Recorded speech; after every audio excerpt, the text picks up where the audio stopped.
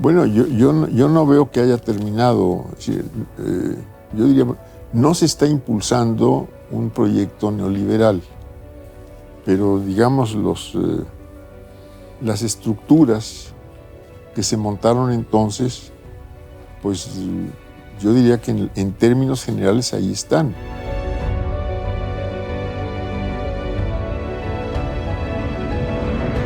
Y esto es lo que sigue generando o provocando que crezca la pobreza. Digo, en esta administración, pues hay un mayor número de pobres que cuando empezó la administración. La desigualdad no cambia.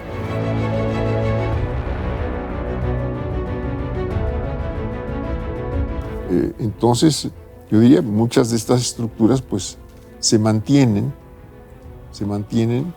y, entre otras cosas, yo lo atribuyo a que no se ha tenido una propuesta que se esté llevando a la práctica para saber qué hacer en cada momento.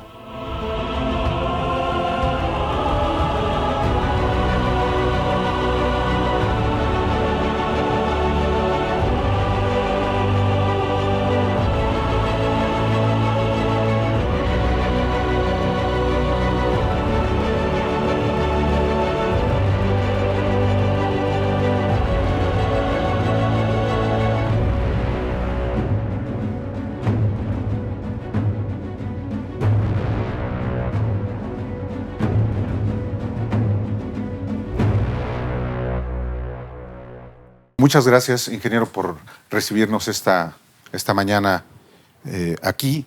Y yo quisiera preguntarle inicialmente,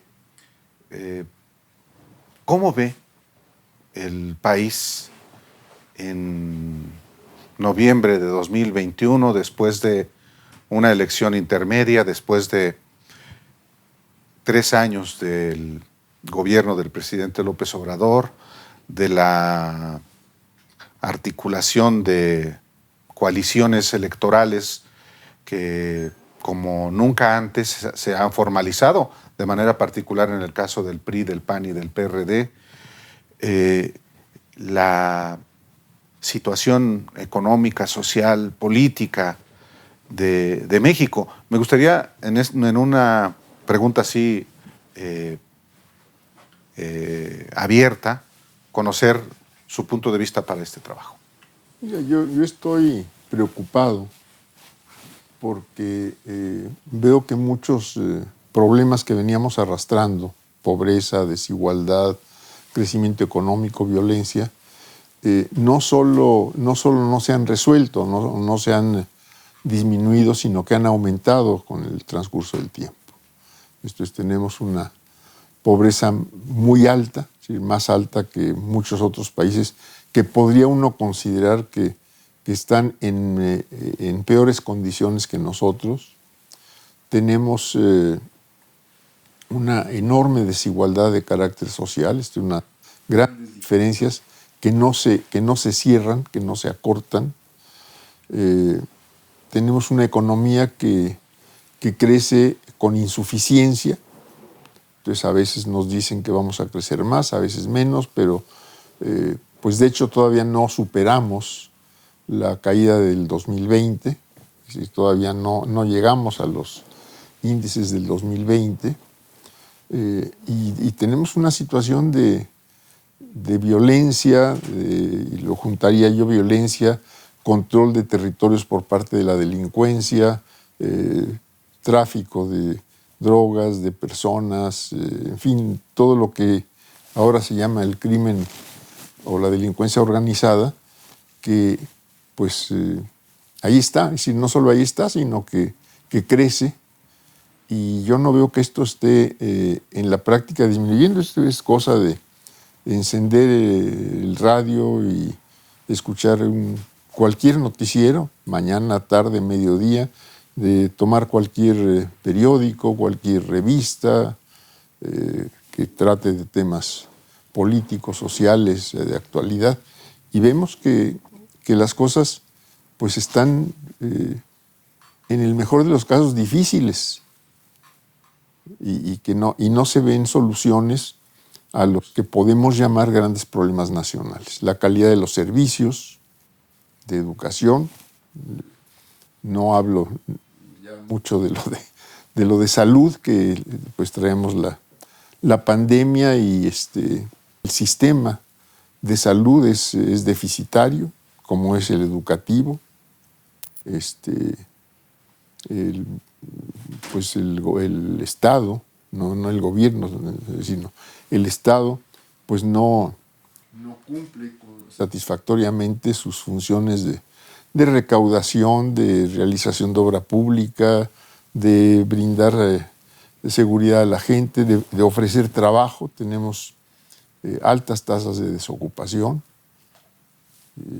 más allá de cómo se quiera medir el empleo o el desempleo. Tenemos insuficiencias en el empleo formal, tenemos crecimientos a veces en el empleo informal, pero, en fin, al final de cuentas somos también deficitarios en la oferta que nuestra economía tendría que hacer para el trabajo formal. Yo diría que esto es así una visión muy apretada de cómo estoy viendo las cosas y lo que me preocupa. Esto no quiere decir que no haya pues realizaciones importantes en otros aspectos. Hay una obra pública en proceso, ahí va. Hay una mejor relación, o una buena relación, yo diría una buena relación internacional en términos generales. Estamos en ese sentido, yo diría, seguimos estando lejos de América Latina, pero pues esa ha sido una tendencia aquí en el país de hace ya varios sexenios atrás. Pero, en fin, pero yo diría hay cosas que están caminando, es decir, pues, seguramente hay efectos positivos en algunos o en los programas de entrega de dinero por distintas razones, la siembra de árboles, los apoyos a los mayores, etc. Seguramente no tengo estadísticas, no podría yo decir cómo van esos programas, pero bueno, quiero pensar que pueden tener efectos positivos, pero insuficientes frente a la situación general del país. Ingeniero, en 2018 la gente salió con una promesa clara, hubo una promesa de un proyecto de nación que estaba basado justamente en eso, en una oferta de resolver temas de desigualdad, temas de pobreza, temas de violencia, por ejemplo. Había una promesa muy clara, han pasado 3 años y el panorama que usted dibuja, que coincide con los números que hay, la información que es pública, pues hablan de que el gobierno se ha quedado corto, o ¿cómo lo califica usted al gobierno del presidente López Obrador? Yo no veo un plan de trabajo definido, una visión general de cómo y hacia dónde conducir al país. Esto es, por parte del Estado, por parte del gobierno en este caso particular, no tenemos una propuesta económica, es decir, no tenemos una propuesta de cuál es la política económica que nos va a permitir recuperar el crecimiento en el largo plazo. No tenemos una propuesta tampoco de cómo se debe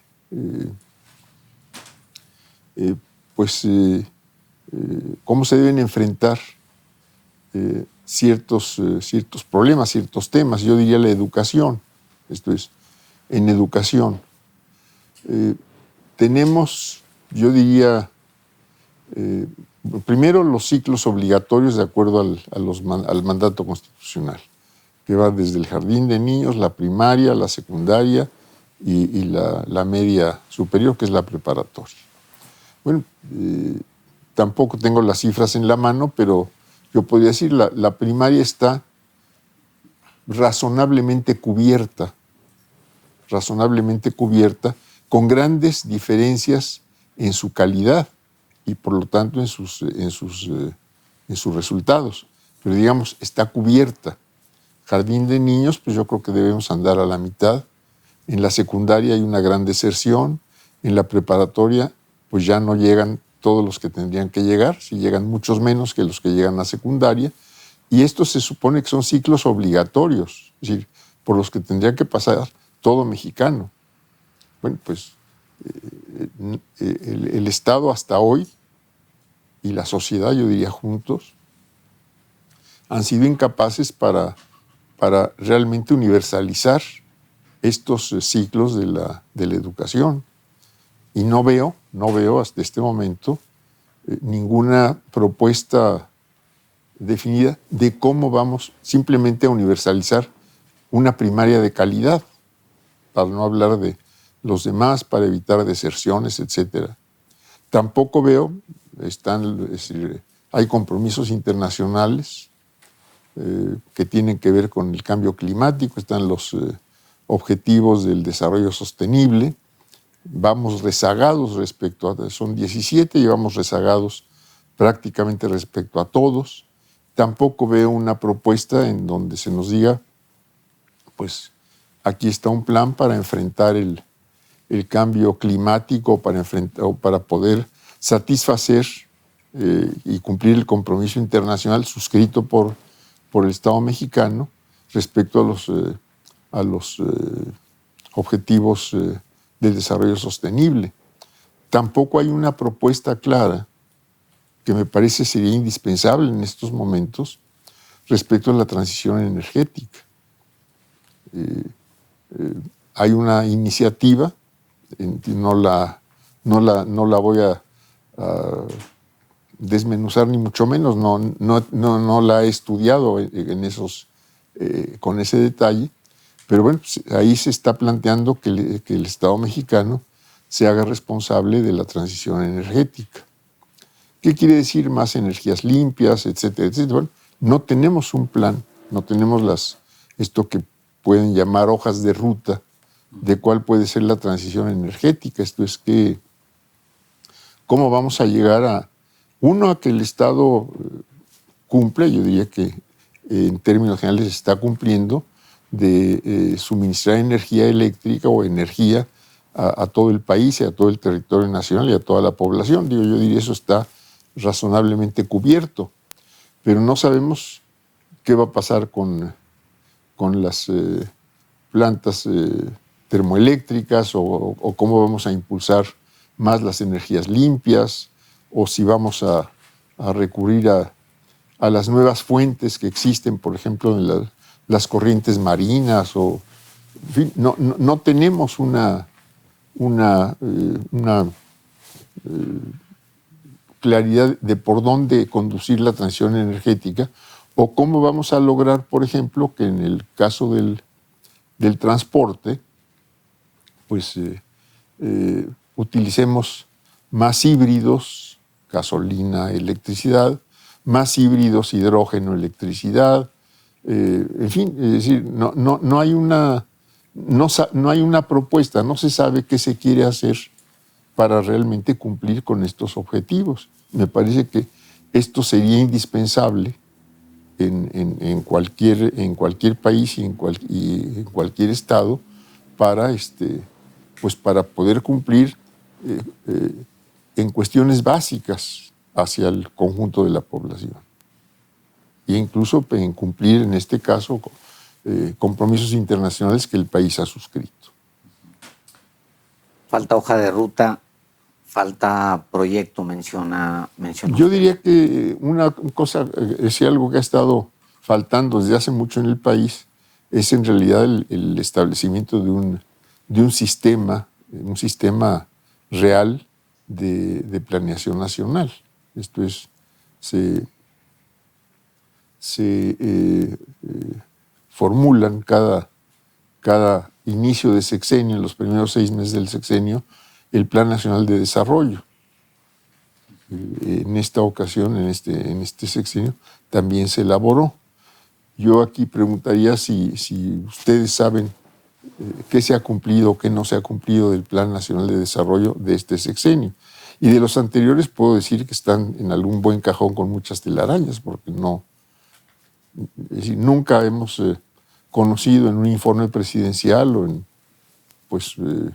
los boletines que normalmente tiene que hacer el gobierno, en que nos digan en el cumplimiento del Plan Nacional de Desarrollo, a lo mejor hay alguna oficina que lleva algún registro, pero esto no es lo que se da a conocer, lo que se divulga masivamente. Entonces no sabemos si se cumple, si no se cumple, y ni siquiera para qué se elaboró. Entonces, así hace falta un sistema de planeación pues que nos permita saber si cumplimos lo que nos proponemos o no cumplimos lo que nos proponemos.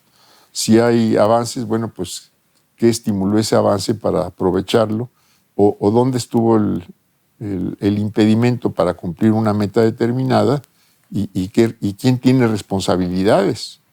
Esto es, ¿por qué no se pudo cumplir? ¿Porque hubo un terremoto o simplemente porque se desviaron los fondos a otras cuestiones o se perdió el esfuerzo? Lo que el presidente López Obrador, para hablar del gobierno, no de las instituciones del Estado, que cada cual tiene también su propia responsabilidad en la articulación de un proyecto nacional y de un proyecto de gobierno. El presidente tiene por mandato legal presentar justamente un plan de gobierno. Pero el presidente se ha atrincherado en 100 compromisos, como los que ofreció en su toma de posesión, tanto ante el Congreso como en el Zócalo, y dice, prácticamente los hemos cumplido todos. Pero ese no es un plan nacional de desarrollo como el que está obligado a cumplir. Bueno, es decir, un plan al final de cuentas está hecho también de una serie de proyectos individuales, por llamarles de algún modo. Okay. Son muchos cuadritos los que hay que llenar y muchos cuadritos que se llenan o no se llenan. Pero yo lo que no veo es una ruta para resolver lo que podemos llamar los grandes problemas. Esto es el ingreso de la gente. Ha habido, sin duda, elevaciones en el salario mínimo, ¿sí? Pero la disparidad de ingresos que existe en el país, pues ahí está, y no se ven medidas específicas que pudieran tender a disminuir la desigualdad. ¿Cómo?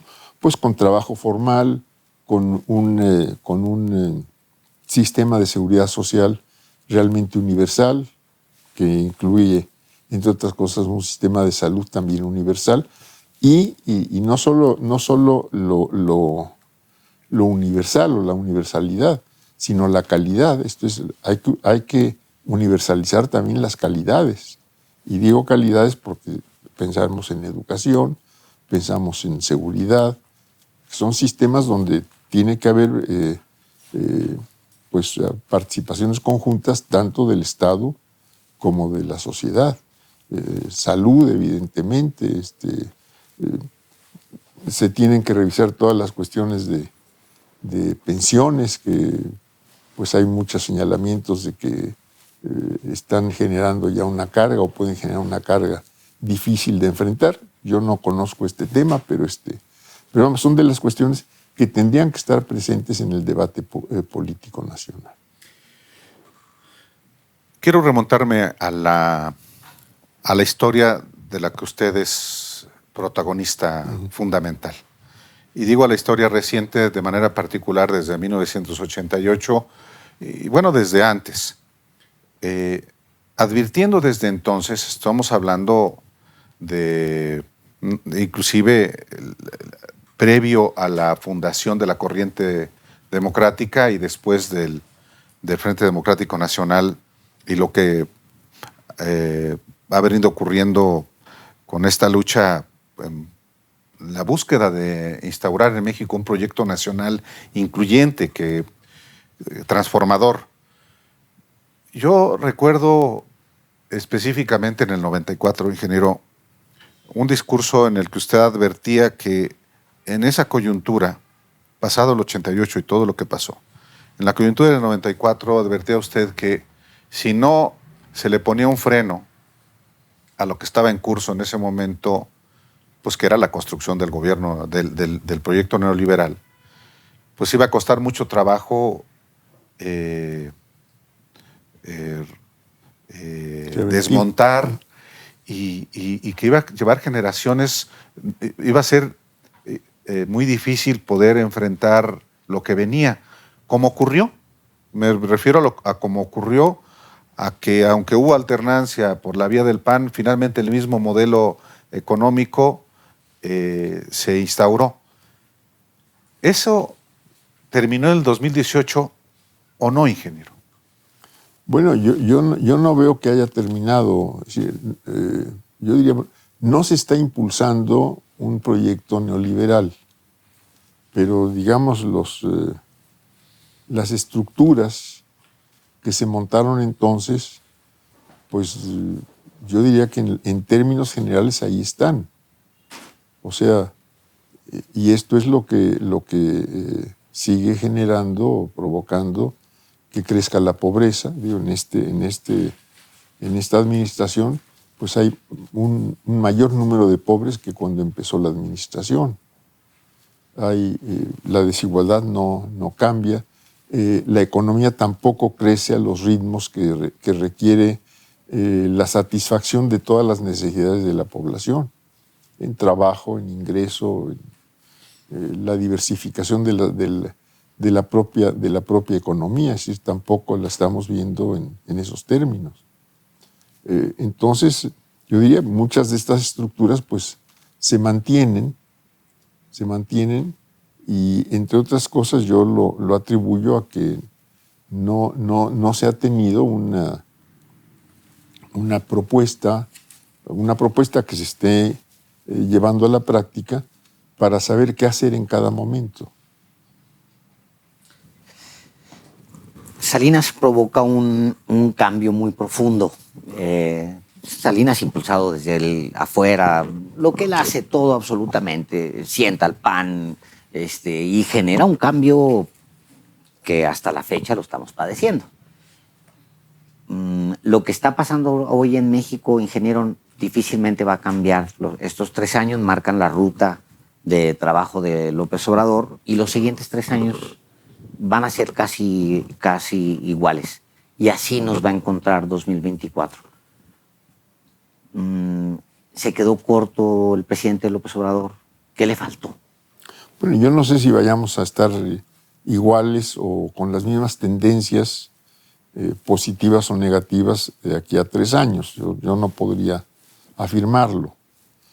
Pero yo creo que algo que falta pues es justamente, entre otras cosas, en un sistema democrático, instrumentar, es decir, poner en marcha un sistema de planeación que quiere decir no solo saber qué se quiere hacer, sino tener claros que la propuesta de un plan de desarrollo es al mismo tiempo la admisión, la aceptación de un compromiso. Esto es, yo me comprometo a que si invierto tanto, pues voy a tener tantas viviendas, tantos kilómetros de carretera, voy a disminuir la delincuencia porque hemos hecho esto, a través de acciones del Estado. Acciones del Estado quiere decir proyectos productivos, escuelas, clínicas, programas de capacitación para el trabajo, etcétera, etcétera. A través de este tipo de presencias del Estado estamos desplazando a la delincuencia.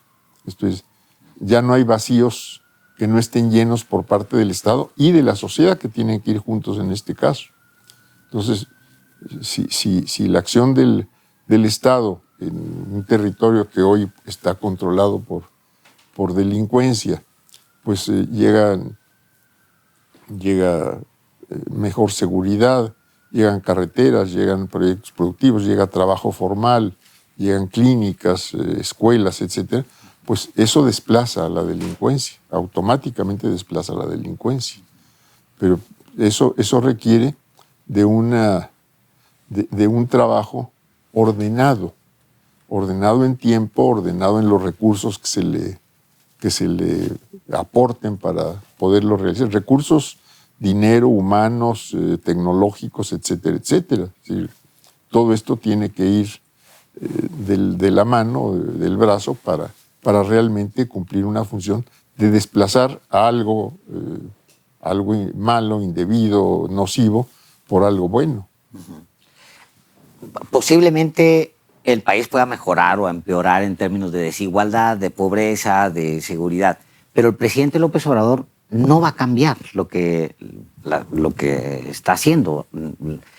Sus herramientas ahí están, los objetivos que se planteó, él dice que ya los cumplió, es decir, el presidente está parado en lo que él está haciendo y no se desplaza de ahí. Bueno, pero siempre hay alguna acción que se lleva a cabo y esa acción tiene algún efecto. Y acabamos de ver un decreto que yo no sé si la Corte lo acepta, si lo rechaza, si los recursos que se han presentado van a tener algún efecto o ninguno, pero si el gobierno y el presidente pues, están haciendo cosas todos los días. Entonces no está inmovilizado o haciendo hoy lo que hizo ayer. Es decir, hay cosas nuevas que no sé qué efectos puedan tener. Hay una disputa por la nación, ingeniero Cárdenas, en términos de como lo planteó en su momento Rolando Cordera y Carlos Tello. O hay una captura de la nación, y si hay una disputa por la nación, con dos proyectos, ¿cómo los define?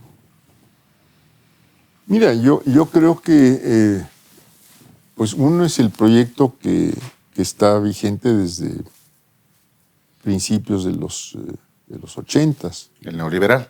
El neoliberal, que es un proyecto, por un lado, de subordinación económica y política a los Estados Unidos, a los intereses que dominan finanzas y política en los Estados Unidos. Yo creo que esto es muy claro. Que tiene una distribución muy desigual del ingreso. Es decir, es también es decir, fuertemente excluyente en lo social. Entonces, este es un proyecto que está vigente y yo diría que es el que, en términos generales, domina la vida económica del país. Y bueno, hay propuestas de que hay que poner en práctica, por ejemplo, en este momento, una política económica con lo que los economistas llaman contracíclica, que quiere decir recuperar el crecimiento en el largo plazo, y esto requiere, sin duda alguna, inversiones en muy distintos sectores de la economía. Requiere realizar en el país muchas actividades económicas que hoy están realizándose fuera. Es decir, recuperar, por ejemplo, mercados que han sido entregados a productores del exterior. Aquí se dejaron de producir tales o cuales artículos y se prefirió simplemente importarlos, lo cual puede tener incluso un efecto positivo en lo inmediato, en cuanto a que te resulta más barato importar que si estás produciendo aquí con tecnologías obsoletas, pero esto ha hecho que muchos sectores de nuestra economía no se modernicen.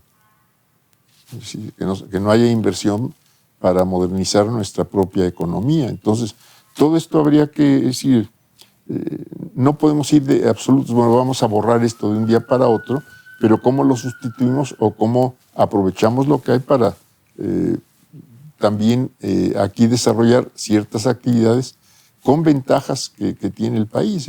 Tenemos ventajas geográficas, el tener acceso a los dos océanos, Atlántico y Pacífico. Tenemos ventajas geográficas por la cercanía, es decir, la inmediatez de los Estados Unidos, con sus buenas y sus malas, pero es una ventaja para la economía del país. Entonces, todas estas cuestiones tendrían que estarse aprovechando mejor de lo que se están aprovechando. Pero al proyecto de nación neoliberal le corresponde un proyecto de nación alternativo. ¿Identifica usted al proyecto que encabeza López Obrador como el alternativo al neoliberal? No diría yo lo mismo. Si no diría yo eso, veo que que tiene que haber un proyecto alternativo que, entre otras cosas, profundice en la actividad, en la construcción democrática, tanto social como económica. Y eso no lo estoy viendo.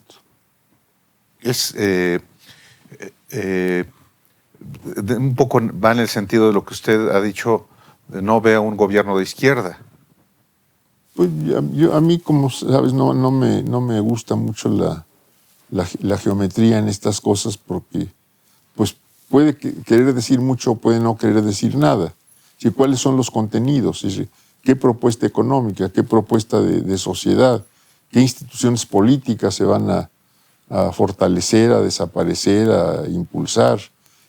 ¿Cómo vamos a organizar la relación entre los poderes, etcétera? Esto es lo que vamos a discutir contenidos, y a partir de ahí pues nos empezamos a entender, ¿no? Y no solo derecha, izquierda o centro, ¿no? Ahora, el neoliberalismo sí es un proyecto muy bien definido, tiene sus fronteras, es clarísimo lo que ha buscado y lo que ha provocado también. ¿Reconoce usted entonces algún otro proyecto en desarrollo, en vías de construcción, que pudiera significar una alternativa frente a esto? Puedo reconocer acciones que van en contra de una práctica neoliberal.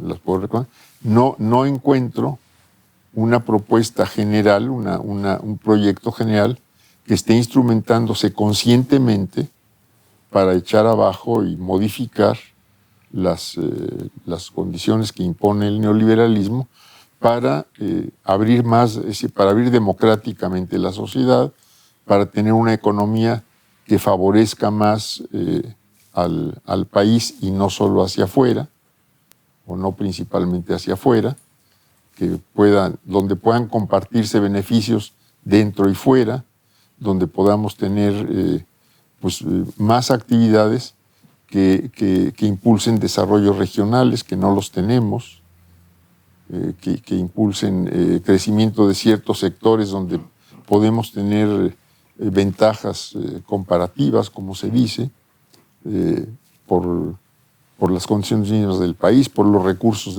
naturales de los que se dispone, por las posibilidades que tiene los distintos productos agrícolas, por la diferencia de climas, regiones, etcétera, que tenemos, y donde podríamos estar generando o produciendo no solo productos primarios, sino a partir de los productos primarios buscar la industrialización, buscar, por ejemplo, en una actividad que ha crecido mucho en los últimos años, como es la minería, pues que no estemos simplemente extrayendo minerales y mandándolos tal cual o con prácticamente muy poca elaboración hacia afuera, sino que aquí mismo pudieran darse las transformaciones que ese tipo de minerales propician, es decir, industrializarlos aquí, ¿no? Uh-huh. Ahora, usted conoce el país, conoce las personas, está usted permanentemente activo, ingeniero. Si hay un proyecto alternativo de nación, ¿de dónde van a nacer, de dónde va a venir? ¿Usted tiene esperanzas en que haya algún de lugar? De la gente, es decir, bueno, hay muchas propuestas dándose en el país. Hay grupos que están proponiendo hacer tales o cuales cosas, propuestas más amplias, integrales o no. Yo creo que eso existe y lo vemos en universidades, lo vemos en distintas asociaciones. No lo veo en los partidos políticos, que estarían obligados a tener una propuesta integral para el país, tanto en lo social, político, económico, cultural. Eso no lo veo. Y esa es una responsabilidad que yo considero tienen los partidos políticos y que no la están cumpliendo, más allá de cuál partido cuál no, o no. Específicamente, y a eso iba, ingeniero, Usted vivió el 88 y las derivaciones del 88, incluyendo la convergencia que se dio entre el PAN y el nuevo gobierno de Carlos Salinas, y que generó pues convergencias que duraron muchos años en términos fundamentalmente de la política económica y también de la democracia. Formalmente se unen en una coalición electoral junto con el PRD, planteando un proyecto. ¿Usted cómo? Y ya está perfilado que esta coalición que se convirtió en legislativa pueda volver a ser una coalición electoral en las elecciones de 2024. ¿Advierte usted allí justamente un proyecto de nación, sobre todo cuando están al frente de cuando articularon esta coalición, uno, el hijo de un magnate como Claudio X González, y el presidente de los Patrones de México, la Coparmex, Gustavo de Hoyos? ¿Cómo se conceptualiza y se advierte un proyecto de país en esta coalición? Ahí advierto un solo punto. Entonces, esa coalición está contra lo que haga el presidente de la República y no tiene ninguna otra propuesta, lo cual a mí no me dice nada.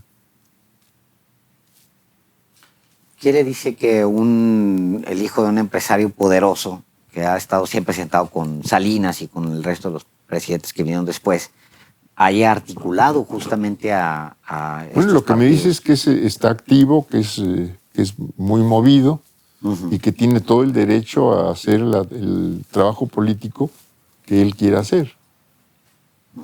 Quien le dé respuesta, pues eso ya es asunto de él. Eso será su éxito o su no éxito, ¿no? Ahora, cuando usted ve, por ejemplo, al PRD, porque usted tiene una raíz y una relación histórica con el PRD, aliado con el PAN, con el PRI, ¿qué es lo que usted Yo piensa? salí en el 14 del partido y pues yo no me meto en casa ajena. Ok. Yo tengo amigos, tengo conocidos, me encuentro con más de alguno con alguna frecuencia, pero fuera de eso no. Si como institución, como partido político, pues que les vaya bien simplemente. El presidente, y no solamente él, dice, está en pugna dos proyectos distintos y contrapuestos, y eso ocurrió en 2018, ganó López Obrador liderando este proyecto. En 2021 electoralmente se volvieron a confrontar y van hacia el 2024. Por eso lo importante de conceptualizar los proyectos, si los hay, ya lo ha respondido, ingeniero, puede hacia el 2024 verse con mayor nitidez que efectivamente hay estos dos proyectos, más allá de sus insuficiencias para favorecer el cambio de México para bien. Mira, yo no veo la confrontación está entre, si lo vemos como partidos políticos, entre el partido del gobierno y los demás, en términos generales. No hablo de los que ahí se pegan de un lado y de otro sin mayor consecuencia. Pero yo ni en uno ni en otro veo que nos estén proponiendo. Muy bien, se va a llegar al 2024 con candidatos que no sabemos quiénes vayan a ser. Hay nombres por ahí flotando pues del lado del gobierno y del otro lado, pues no sé. Pero yo no veo cuáles sean las propuestas hasta este momento, más allá de los nombres de algunos candidatos, que a uno le pueden gustar uno, a otro le puede gustar otro, pero yo no veo ninguna propuesta de que X candidato o X grupo dentro de un partido, dentro de los partidos, yo diría puede y debiera haber pues grupos con propuestas específicas para sus programas, para sus compromisos, etcétera. Pero yo hasta este momento pues no veo en ningún partido político, y evidentemente fuera de los partidos políticos pues no habría razón para encontrarlo, pues qué propuestas quieran llevar hacia adelante, ¿no? Antes de 1988, usted, ingeniero, llama a una movilización para defender la democracia o para retomar o para fundamentar una nueva democracia en México o una democracia en México. Después del fraude del 88 hay algunos esbozos por ahí, se crean institutos, hay un despertar ciudadano mayor, etcétera. ¿Usted siente que México va en una vía democrática? ¿Lo siente México en una normalidad democrática? Bueno, yo creo que tenemos una democracia que todavía tiene mucho por mejorar. No solo en, incluso en las cuestiones electorales. Yo creo que todavía en lo electoral tenemos que garantizar, y esto no está garantizado todavía, que no haya intromisiones de funcionarios, que no haya dinero sucio, pero tendríamos que pensar que la democracia no es solo electoral. Esto es, yo diría que pues un elemento fundamental de la democracia es la igualdad. Y ahí estamos muy lejos, llámese igualdad ante la ley, ante la sociedad, ante las oportunidades de mejoramiento. Ahí estamos muy lejos todavía de acceso a los servicios fundamentales, muy lejos todavía de que haya igualdad, por ejemplo. Y en otros aspectos, pues si nos vamos a cuestiones laborales, etcétera, pues también habría que pensar en políticas laborales ya actualizadas en función de los cambios que se están dando dentro del mundo del trabajo, por ejemplo. Se impulsó, dice usted, o caminamos por una democracia electoral, Bueno, tenemos, pero no económica, no social. Sin duda tenemos mejores elecciones que las que había antes yo diría antes del 97 concretamente. Pero todavía no son elecciones que nos den confianza a todo mundo. En retrospectiva, ingeniero, por último de mi parte, en retrospectiva, ¿en qué tanto ha cambiado México en términos políticos, pero específicamente sociales, si nos atenemos a los años previos o al inicio? Me ubico en el inicio del gobierno de Miguel de la Madrid, cuando se instaura en México el modelo neoliberal. Pero ¿qué tanto hemos avanzado o retrocedido de esos años a la fecha? Está muy difícil la respuesta, digo, son muchas cosas. Esto es cosa de recurrir a los principales indicadores sociales y económicos. Esto es, ingreso, pues no estamos mejor en términos generales. En concentración del ingreso estamos peor. En pobreza estamos peor. En empleo no estamos mejor tampoco. Hay más, decíamos antes, hay más informalidad en el trabajo, en el empleo, que formalidad. En fin, todo esto, pues yo diría, no vamos bien, vamos en una tendencia negativa que no se ha podido revertir por más esfuerzos que habría que reconocer que se han hecho en algunos casos, o en muchos casos, pero que no hemos logrado revertir esas tendencias. Si lo vemos, volvemos un poco al principio, si volvemos a seguridad, a violencia, etcétera, pues tampoco vamos en las mejores condiciones. Aunque en términos políticos el país o en términos democráticos es un país muy diferente a cuando usted inició la lucha por la democratización de México. Sin duda hay un cambio, hay mucho más posibilidades de participación, sin duda alguna. Se han multiplicado los partidos políticos. ahora no hay nada más el partido del gobierno y los partidos que pudiéramos llamar satélites y alguno en la oposición. Yo diría que ahora hay mucho más oposición. No deja de haber algunos satélites por ahí, pero es otra cosa, ¿no? Le hago esta pregunta, ingeniero, porque me gustaría saber, justamente también en retrospectiva, ¿cuál es la aportación, cómo define usted la aportación de usted a la vida democrática de México en las décadas recientes? Más allá de ser candidato presidencial. Mira, yo no hablaría de aportaciones personales. Yo creo que hay un grupo, una corriente dentro de las que pueden ser corrientes democráticas, progresista, que sigue tratando de impulsar un cambio, sí, un país que crezca económicamente, que distribuya equitativamente el ingreso, que pueda erradicar violencia, delincuencia, inseguridad. Y yo creo que eso es posible. Yo creo que es posible.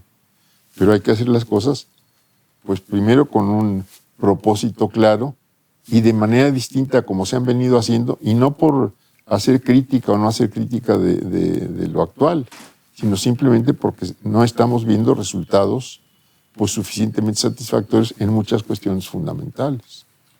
¿Tiene usted esperanza, ingeniero, en que esta corriente democrática, progresista, llegue en algún momento más adelante? Yo soy optimista, no sé ni cómo, ni cuándo, ni cuántos, pero yo quiero ser optimista.